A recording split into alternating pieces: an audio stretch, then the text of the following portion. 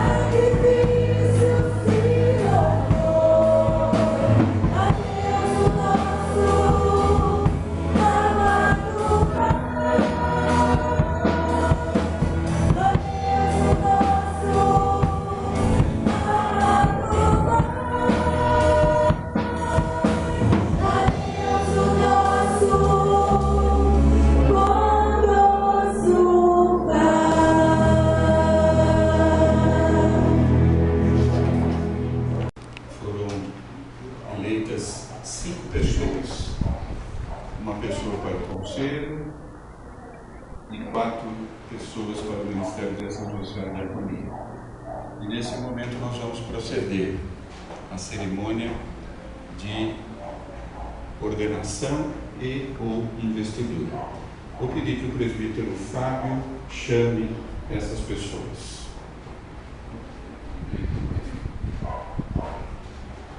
Presbítera Maria José, Diácono Paulo Luciano, Diaconisa Urtete, as irmãs Cida Matos, Lindinalva, o nosso irmão Fábio Luiz.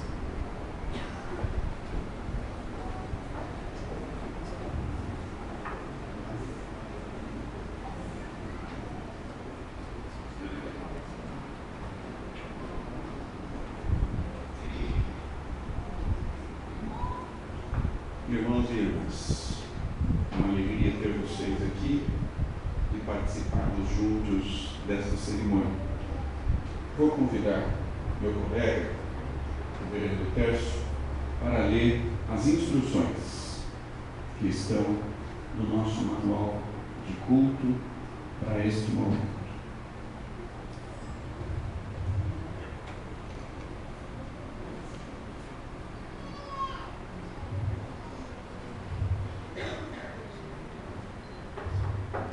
Instruções.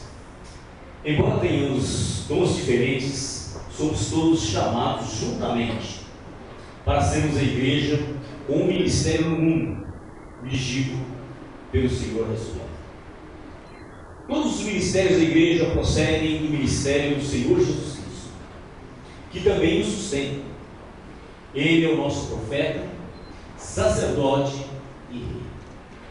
O ministro da aliança da graça, pela atuação da palavra do Espírito de Deus, Cristo chama, reúne e envia à igreja, concedendo-lhe dons a fim de participar do seu ministério. Todos os membros da igreja são chamados para compartilhar o Evangelho com o mundo.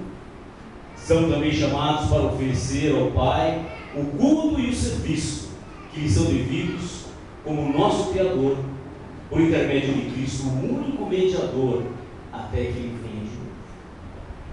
Assim, para a igreja ser continuamente reformada e fortalecida em seu ministério, Cristo lhe proporciona não só ministros da palavra e sacramentos, mas também presbíteros e diáconos. Cristo dá discernimento à igreja para distinguir os que ele chama para esses ministérios especiais, requerendo dela que os confirme pelo ato de ordenação. Os membros vocacionados para a responsabilidade do presbiterato participam da administração e do governo da comunidade local, prestando cuidado espiritual para o rebanho, e outros vocacionados para a responsabilidade do diaconato participam do trabalho de beneficência e assumindo exemplarmente o exemplo bíblico de uma igreja servidora. Os privilégios e responsabilidades desses ofícios são delegados a pessoas que a própria igreja elege, orientadas pelo Espírito Santo. E por isso, a igreja hoje se alegra ao ordenar e ou também investir no presbiterato desta comunidade a irmã Maria José, e também ao diaconato os irmãos Paulo Luciano, Beth e Cida Matos, Mirinaldo e Fábio, que serão ordenados também investidos nesta cerimônia. Os irmãos e as irmãs agora responderão algumas perguntas. Vocês creem e confessam que as Escrituras Sagradas foram inspiradas pelo Espírito de Deus? Sim. Confirmam aceitar os símbolos de fé da IPI do Brasil? Sim. Declaram disposição para atuar de maneira firme e responsável nos ministérios para os quais vocês foram eleitos? Sim. Estão dispostos a empenhar-se com todas as forças em busca da paz, do crescimento e da unidade da igreja? Sim. Que o Senhor abençoe vocês. Eu convido agora a igreja a se colocar em pé.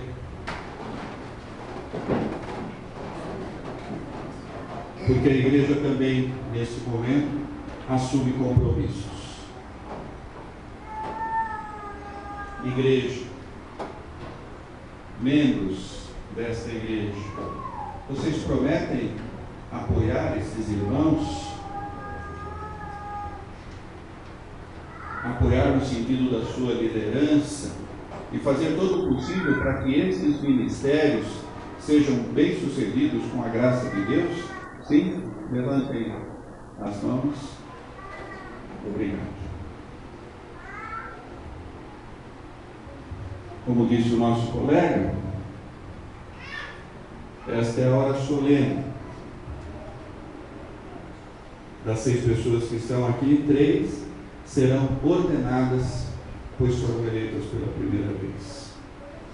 Fábio, Cida e Ari. Eu vou pedir que ele se ajoelhe aqui. E eu vou convidar todos os presbíteras, pastores que estiverem presentes para este momento de oração e imposição de mãos.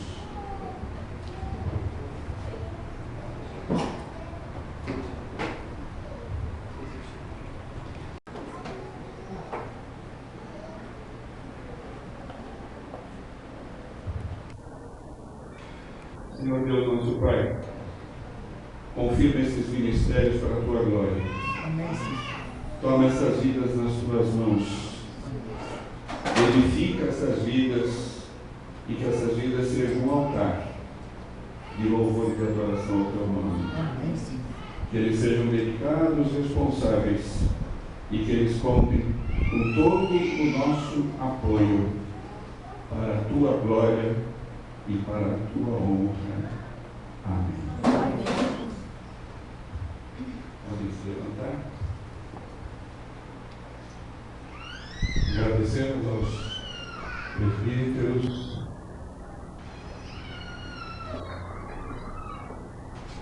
E agora, os 6 serão investidos. E a investidura é também uma oração que nós fazemos. Uma vez ordenados, a investidura significa que vocês estão cumprindo efetivamente um mandato que a Assembleia deu para vocês. E isso é de extrema responsabilidade. Convido nosso irmão Tércio para fazer a oração de investidura. Oremos. Deus Altíssimo, Tu mesmo escolhes aqueles a quem queres usar.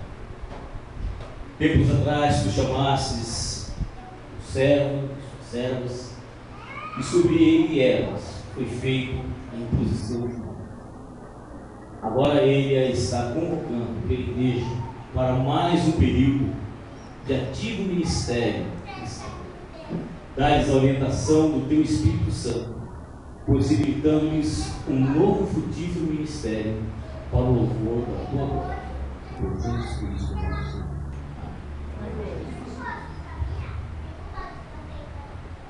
Agora declaramos e proclamamos ordenados e investidos para o presbiterato, a nossa irmã Maria e os demais para o diaconato. Tudo feito de acordo com a Constituição e ordem da Igreja Presbiteriana Independente do Brasil, e esses irmãos e essas irmãs têm direito a todo apoio, honra e consideração do Senhor no cumprir do seu dom. Em nome do Pai, do Filho e do Espírito Santo. Amém. Irmãos e irmãs, que o Senhor vos abençoe e vos guarde. Que o Senhor faça resplandecer o seu rosto sobre vós e tenha misericórdia de vós. Que o Senhor sobre vós levante a sua face e vos dê a paz. E eu vou ter o privilégio de, em nome da igreja, abraçá-los nesse momento.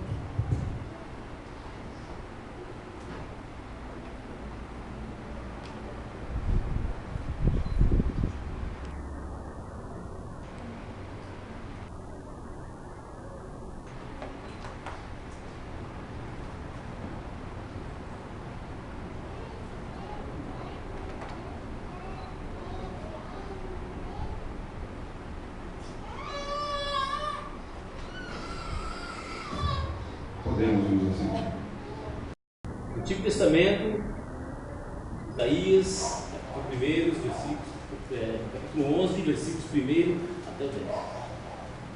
Diz-nos o seguinte: do trono de Jessé sairá um rebento, e das suas raízes um renovo. Repousará sobre ele o Espírito do Senhor, o Espírito de sabedoria e de entendimento, o Espírito de conselho e de fortaleza, o Espírito de conhecimento e de temor do Senhor. Delegar-se-á no temor do Senhor, não julgará segundo a vista dos seus olhos, e nem repreenderá segundo o ouvir dos seus ouvidos, mas julgará com justiça os pobres, e decidirá com equidade a favor dos mansos da terra.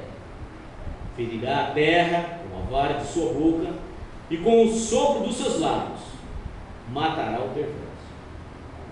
A justiça será o cinto dos seus lombos, e a fidelidade o cinto dos seus lábios. E o lobo habitará com o cordeiro, e o leopardo se deitará junto ao caminho. O bezerro, o leão novo, o animal cevado andarão juntos, e um pequenino os guiará. A vaca e a ursa pastarão juntas, e as suas crias juntas se deitarão. O leão comerá palha como o boi, e a criança de peito brincará sobre a toca da aspa, e o já desmamado meterá a mão na cova do basilisco. Não se fará mal e nem dano algum em todo o meu santo monte, porque a terra se encherá do conhecimento do Senhor, como as águas cobrem o mar. Aquele dia recorrerão as nações à raiz de Jessé, que está posta por estandarte dos povos, e a glória lhe será de morar. Palavras que nos vêm para a nossa edificação neste momento. Então, eu gostaria de primeiramente saudar então, os irmãos e irmãs em Cristo Jesus nesse tempo de advento, o qual nos faz vivenciar a alegria de ver nascer o menino Jesus que veio até nós, né, para se fazer conosco em nossa trajetória, né, enquanto igreja, né, na esperança de ressurreição. Né? Essa é a grande mensagem desse tempo que nós nos encontramos. Na verdade, eu estou pegando esse texto de Isaías no Antigo Testamento, mas ele também faz parte do lecionário, né? E junto com ele vem outros tantos textos, que é da carta de Paulo a Roma, do primeiro versículo de 1 a 7, também o Evangelho de Lucas, 2 de 1 a 7, que também complementam, mas que também estão configurados também os que já foram lidos também do Evangelho nessa noite, né? Os textos são muito significativos para todos nós, que somos aqueles e aquelas que professam a fé no Deus Trino, né? O profeta Isaías, ele narra aquele que vem para estabelecer o reinado pacífico do rebento de Jessé. carta aos Romanos, o apóstolo Paulo fala em sua carta a Roma, aos que estão lá em Roma, sobre a vocação de ser apóstolo, por ser Jesus Cristo, o prometido de Deus Pai, a fim de que em seu desígnio nos trouxesse a salvação e a ressurreição, cabendo-nos testemunhar em fé e graça a nossa esperança no tempo que nós nos encontramos, que é um tempo difícil, né? O tempo que nós nos encontramos hoje é um tempo bastante difícil, como nós já ouvimos exatamente no canto. E o terceiro, que é o Evangelho, Lucas também fala e descreve o nascimento de Jesus Cristo por ocasião do recenseamento decretado por César Augusto, em que toda a população deveria alistar-se na sua cidade natal. Eis a razão de José subir a Belém, cidade do rei Davi, para alistar-se, que é a ocasião em que Maria, sua esposa, concebe o menino Jesus. Portanto, meus amados irmãos e irmãs, as imagens descritas pelo profeta Isaías são riquíssimas, riquíssimas, descrevendo um toco, descrevendo um broto, descrevendo uma raiz que falam por si só. Essa é a questão fundante. Eles falam por si só. E não tem como não nos emocionarmos com a narrativa, pois é tudo o que esperamos enquanto igreja dentro deste século, dentro deste momento que nós estamos vivendo hoje, tão difícil, né? Se titula exatamente o momento em que as pessoas estão perdendo as suas referências, né? Em que outras referências estão cobrindo exatamente aquilo que é sagrado, que é exatamente a nossa esperança em Cristo Jesus. Portanto, essas imagens, elas são muito significativas e fundantes para nós nesse tempo de advento. E não tem como não nos emocionarmos nessa narrativa, né? Por quê? Porque tudo que nós esperamos enquanto igreja é a grande utopia, é a nossa redenção. Essa é a questão de fato. E vamos voltar novamente para o texto. Como esse texto trabalha em cima de umas questões que parecem absurdas, né? Imaginemos, caros irmãos e irmãs, o leão comendo o capim. É um absurdo, né? Esquisito, né? Leão comendo capim. Pois muito bem. E lobos vivendo com cordeiros. Será que existe essa possibilidade? Eu creio que se existir, o cordeiro não vai durar muito, né? Na nossa óptica, na nossa razão. Mas é o que o texto diz: os lobos vivendo com cordeiros. Ainda mais, leopardos deitando-se junto aos cabritos. Leopardo deitando-se junto com cabritos. Impossível, né? Vocês não acham? Esse texto deve ter equivocado, é impossível. Verdade? Verdade. Verdade. O texto está falando uma verdade. Mais ainda, todos sendo guiados por um menino. Todos nós vamos sendo guiados por um menino. Parece um conto de fadas ou uma narrativa extremamente metafórica, né? Mas, no entanto, é exatamente isso. É exatamente isso, né? Mas assim é que está no texto de Isaías, esse capítulo 11, o reino do Messias. Ele é amado e ama os irmãos e irmãs, e é essa a realidade que estamos esperando neste tempo em que nós nos encontramos, onde não existe mais a esperança, onde o cotidiano está imerso na barbárie, na violência, que nós contemplamos isso exatamente através das notícias e principalmente do que acontece dentro da nossa cidade de São Paulo e Grande São Paulo, né? Pois é exatamente sobre isso, é a falta de perspectiva que hoje nós, pais e mães, temos com relação aos filhos. Qual é a proposta dele de vida nesse mundo hoje tão competitivo e tão difícil de viver, de poder ter um emprego, um trabalho fixo, né? Essa falta de perspectiva, né, que é o momento em que hoje nós estamos exatamente sendo colocados por alguns intelectuais, que existe um vazio existencial na vida das pessoas que nada preenche, nada consegue exatamente dar razão para a existência das pessoas que estão hoje neste tempo em que nós nos encontramos. Por isso fica exatamente essa lacuna. E o texto do profeta Isaías diz que o que parece impossível está se concretizando. O texto do Evangelho diz que isto será realidade, porque para Deus não existe o impossível. As suas promessas são realizadas e isto fica evidente, fica muito evidente. Tão evidente que, como nós somos cristãos, como nós podemos ver exatamente uma virgem dar à luz a uma criança? É inconcebível, né? Mas nós cremos pela fé isso. O impossível também acontece. De Nazaré a Belém, ali completam-se os dias e Jesus nasce. O Messias tornou-se o Evangelho encarnado. Jesus veio para habitar os corpos como nós temos e se faz presente o Deus conosco. Uau! Deus se faz gente para habitar entre a gente. Isso é maravilhoso, é lindo, não é? Impossível? Na epístola também de Paulo à igreja de Roma, ele compartilha com os cristãos residentes o fato de ter sido separado para o Evangelho de Deus. Vamos pensar um pouquinho. O apóstolo Paulo, que outrora Saulo, ele perseguia a igreja, e ele foi separado para ser exatamente aquele que vai proclamar a boa nova em Jesus Cristo. Imagine Paulo, que era fariseu, que perseguia a igreja de Cristo, torna-se o proclamador das boas novas do Senhor Jesus. Que absurdo!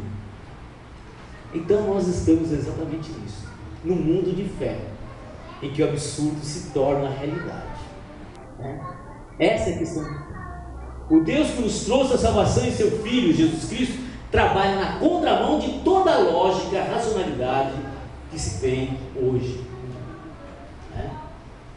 É o Deus que inverte a direção que por vezes pretendemos tomar e nos faz caminhar por caminhos que jamais pensaríamos que poderíamos trilhar.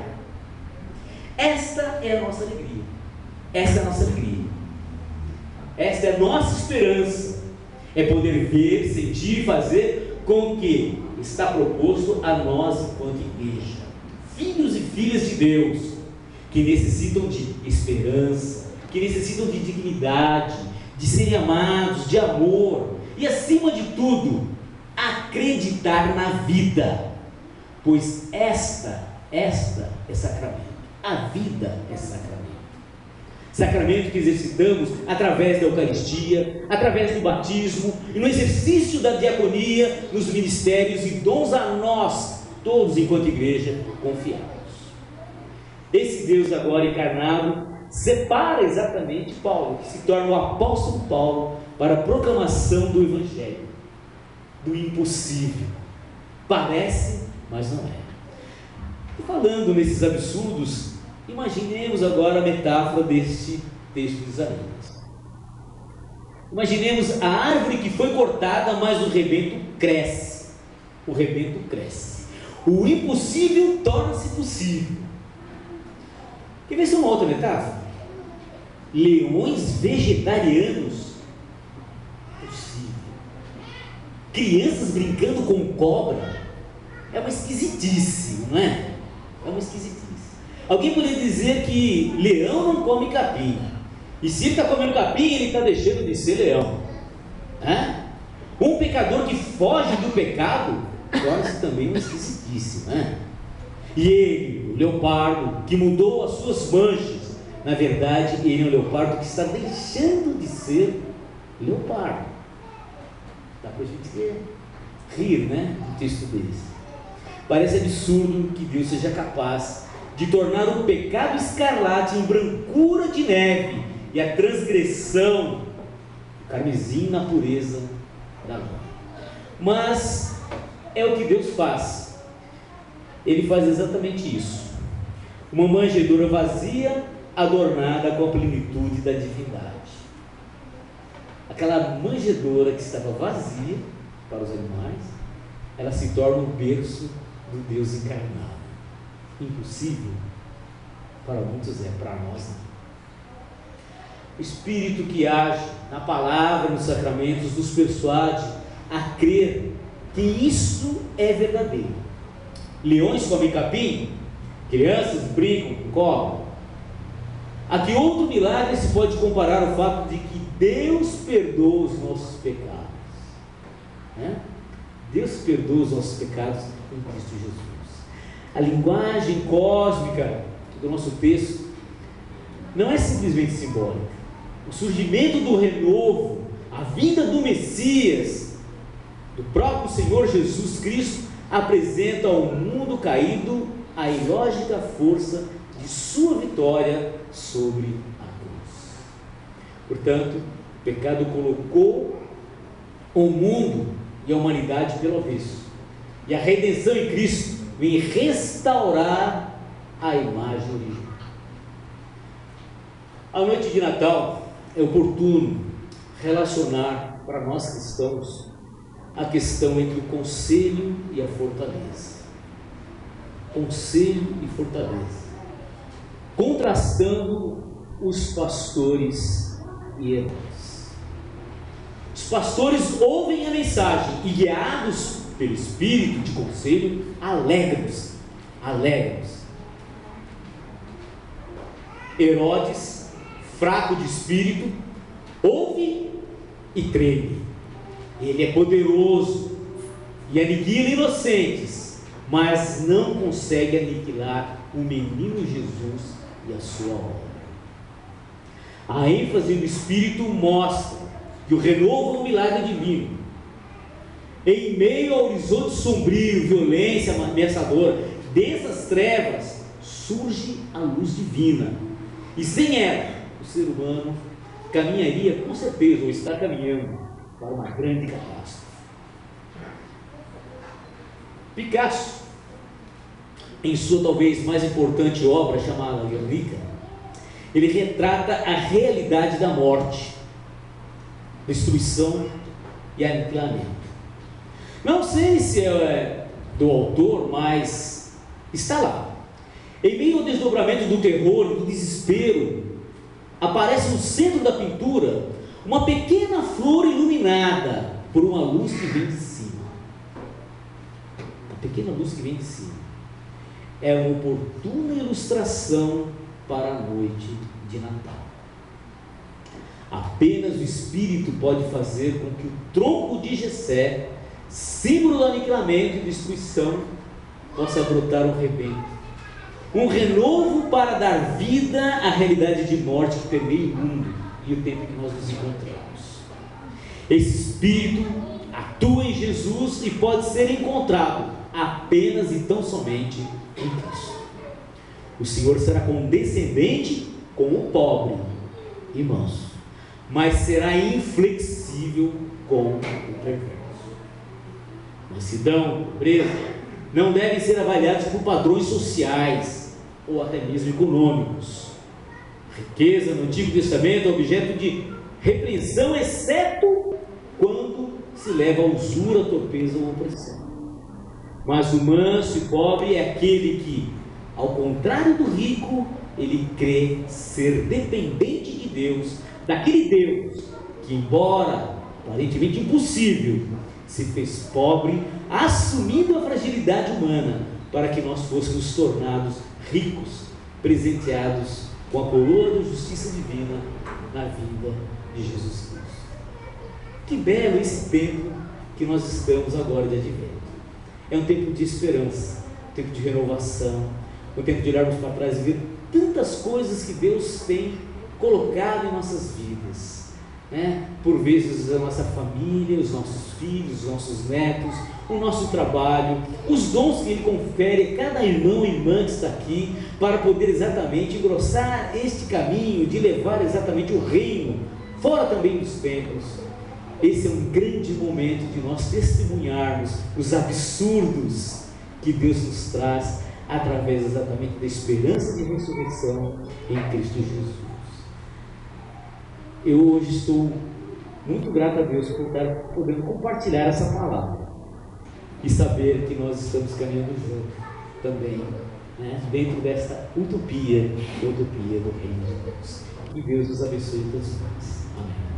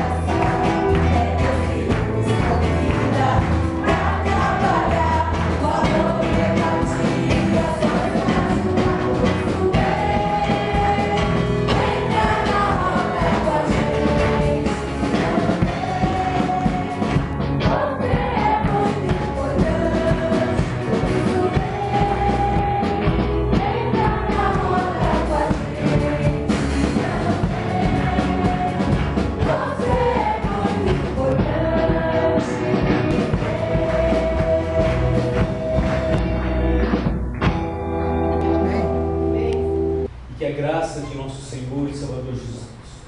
Que o amor de Deus Pai, a comunhão, as consolações do Espírito Santo sejam convosco e conosco permaneça hoje e para todos. Amém.